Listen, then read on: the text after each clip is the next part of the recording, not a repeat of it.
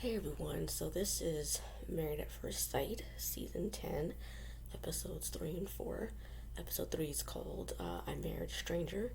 Um, and so we pick up where we left off last episode, where the next couple weeks to get married is Mika and Michael. And Michael says he wants someone with natural hair, and it's like, yeah, I don't know. um, and then again, we see the scene from the end of last episode where she's like, I don't like this dress because when I lift up my arms, basically my boobs pop out, and so I'm just like, again, like, girl, why didn't you go to a final fitting of this dress 2 or 3 days before the wedding? Like, why didn't you do that? That doesn't make any sense to me because it's like, because at least then you would have found out that the top of the dress is not how you wanted it. So I don't understand like why you didn't go to a final fitting of this dress like 2 or 3 days before the wedding. And so because of this, this is why I think, I mean, yeah, I mean, before I was initially thinking it was like this couple wasn't gonna make it because of her, because that's the only scene that we saw um, that was like concerning, at least to me. But now with like Michael saying he wanted someone with natural hair, and it's like she's clearly wearing, I think, either like extensions or like a wig or something. I'm not totally sure, but um, anyway, so the last couple we then see get married is Mindy and Zach. Again, I never saw Zach's family before this episode. Um, we only saw his friends, so that to me was very concerning because it's like, why are we only seeing his friends? Why are we not seeing any of his family members? And then we all of a sudden see Zach's mom when, he goes to dance with her during the mother daughter dance or son mother dance. Um, and I'm like, I don't remember seeing her, so I mean, maybe you guys can help me out about like when we actually saw her because this to me is like the first time we're seeing her ever. So, I mean, um, and then it goes to, and then the next thing of note that I saw was Katie's bridesmaid is so drunk, and it's like I felt secondhand embarrassment for Derek. Um, so I'm like, yeah. I mean, pretty much in episode 3, there wasn't really much that I saw. Those are the only things of note that I wanted to mention, other than the fact that I only thought Mindy and Zach and Derek and Katie were the only ones who were going to have sex on their wedding night. Not necessarily their honeymoon, but their wedding night. Um, but this leads into episode 4 where, you know, it's called One Night Spouse, and none of, as far as I can remember, none of the couples said had sex their wedding night, um, and so then they, every person, goes to meet their in-laws, or their spouse's the spouse's family and friends, um, and then the first thing I wanted to mention was, so Brandon's going to talk with Taylor's, mom, aunt, and cousin. And he's like, they're asking him, why are you 33 and still, and just now getting married? And he's like, well, millennials are afraid of commitment, which is why he was 33 and not married yet. And it's like,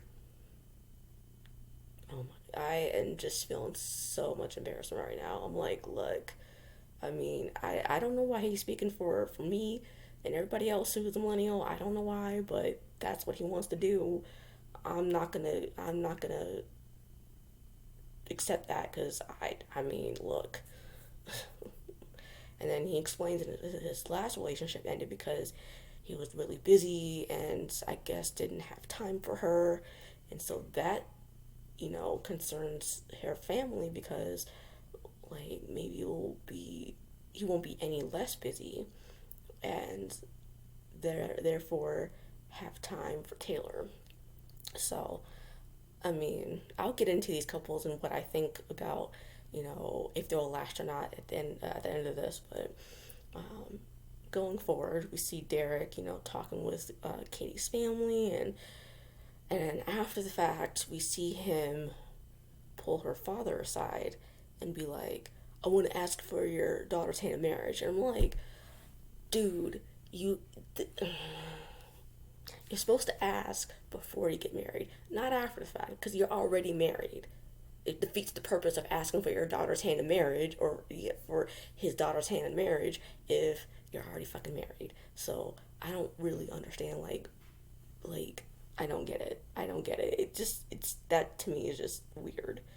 Um, anyway, so Zach is talking to Mindy's sister Taj and her friend Shani, and Shani's like, you know what? Zach is saying all the right things, but that doesn't necessarily mean that he's actually meaning any of this. So she's like, I'm gonna keep my eye on you, essentially, um, which is learning what we learn later in the episode is pretty freaking smart. Uh,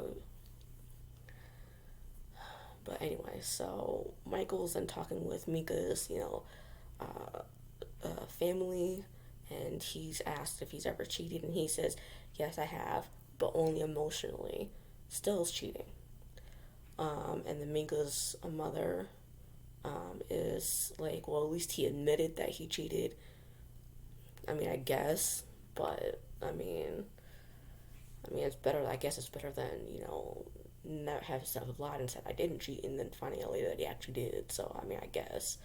Um, so then the couples get back to the hotel room, and they get a gift basket and find out they're going to Panama for their honeymoon. Um, and then when they get there, everyone is like seeing that Michael and Mika don't are not acting like a married couple. I mean, yeah, they just met and they're trying to figure each other out, but like all the other couples seem to be, acting very, support, like, all the husbands are, asking, taking their wives, you know, suitcases for them, and being courteous, and uh, doing little things for their spouse already. And Mika and Michael just aren't, like, they're just not even doing that at all. So it's like it's a little weird that they like he's even at least going to do little things for her on the way to their freaking room. So and I found that funny because I was like, they're already, if two people are already clocking this already, like, by like 15 minutes in, like Derek said, it's some, yeah, they need to work on that. But apparently, there's a reason for that. Because on the plane, Michael and Mika had a conversation where Michael was like, if we don't have sex on the honeymoon, then I'm not going to be in on this marriage. Um, and so Mika's like, well, she's noticing that for the camera, Michael is being all put together for it, and saying all these like nice things and all these right things and stuff like that. But um, behind closed doors, it's a different story. Case in point, the whole, I'm not going to be in this marriage if um, we don't have sex by the end of the honeymoon. And so she's like, she tells him as much, and and he's like, well, he will, I guess, true to form, he's gonna be like, well, what I told the experts, your mom and your bridesmaids, is what I actually mean. And so she tries to get him to admit that he gave her an ultimatum on the plane, and he's like, I didn't do that.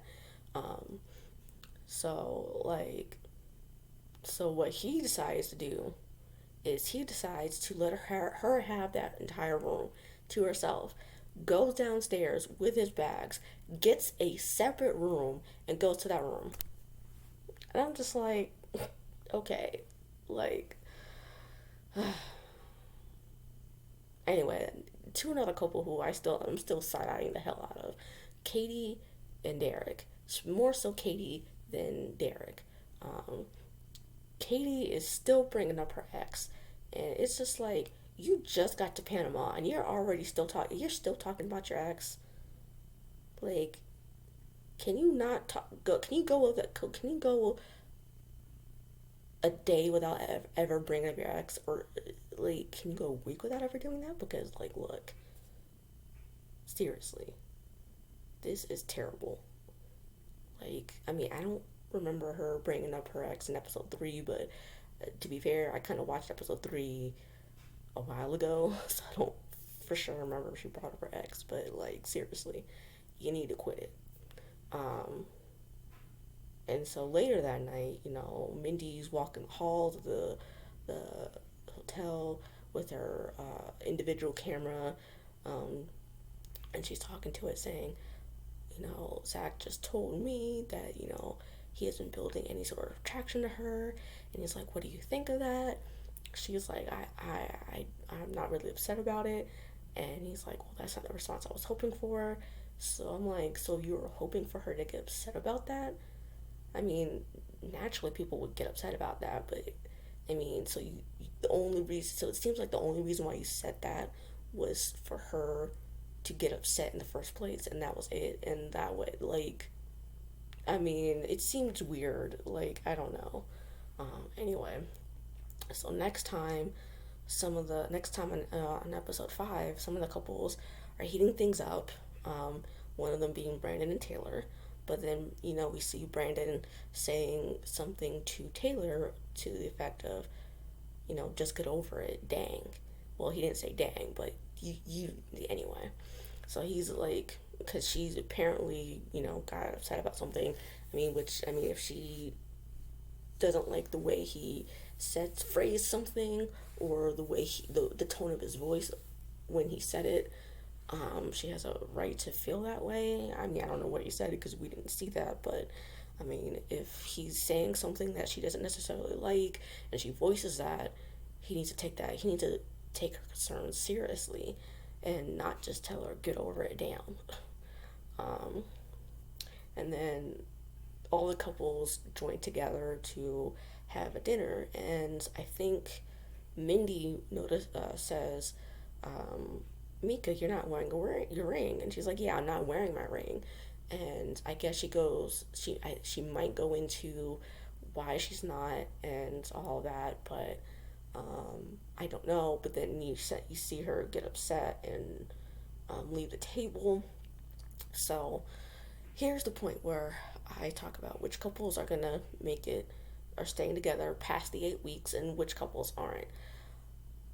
The only couple I see making it past the 8 weeks is Jessica and Austin. The only couple. Because, like Mindy, said earlier in the episode, she noticed that, Austin and Jessica's, awkward, banter, played well off each other. And I noticed that too. So it's like, yeah, they seem to play well off each other. So they're like the only couple who I see make it in past the 8 weeks, and even to this day. Um, Everyone else I don't see making it. And I'll give you reasons why. Katie and Derek I don't see lasting because, like I said, Katie keeps mentioning this ex, and it's like, can you stop mentioning this ex already? This is like, in every single episode, you've mentioned this ex several times. It's like several times too. So it's like, I mean, if you supposedly have the hots for your husband, why do you keep mentioning this ex? Why do you keep mentioning him? If you supposedly have the hots for your husband, that doesn't make any sense. So stop mentioning him. If he's so far gone out of your mind, and you have the hots for your husband now, you need to stop mentioning this ex, because that to me tells me you're not over this ex. That to me tells me that. Um, Mika and Michael, I don't see lasting. At first, I thought it was because of Mika, but now I'm thinking it's just solely because of Michael, because it seems like he's this person who's very on for the cameras and then off, like with Luke and Kate. They were like, he was on for the cameras, but then like when saying all these nice things and all these right things, and then when the cameras were off, he would say something completely different and act completely different and stuff like that. Same with Matt and um, I'm forgetting her name, but Matt from season 9, and the woman he was married to. He was acting one way toward on the camera, but then acting completely different off camera, and stuff like that. So Zach and Mindy, I don't see lasting because of what he said earlier in the episode. Um, and then Brandon and Taylor, I don't see lasting either because their awkward behavior and conversation they had after they got married, but before they went to the reception, made me skeptical of them lasting. And he seems to be the type to just say, you know, just very rude and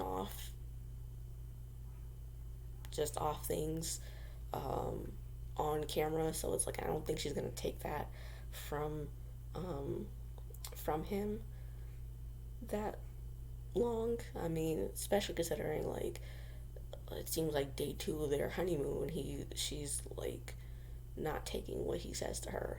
So, so basically, that's what I think of all the couples, and I will see you guys in the next episode.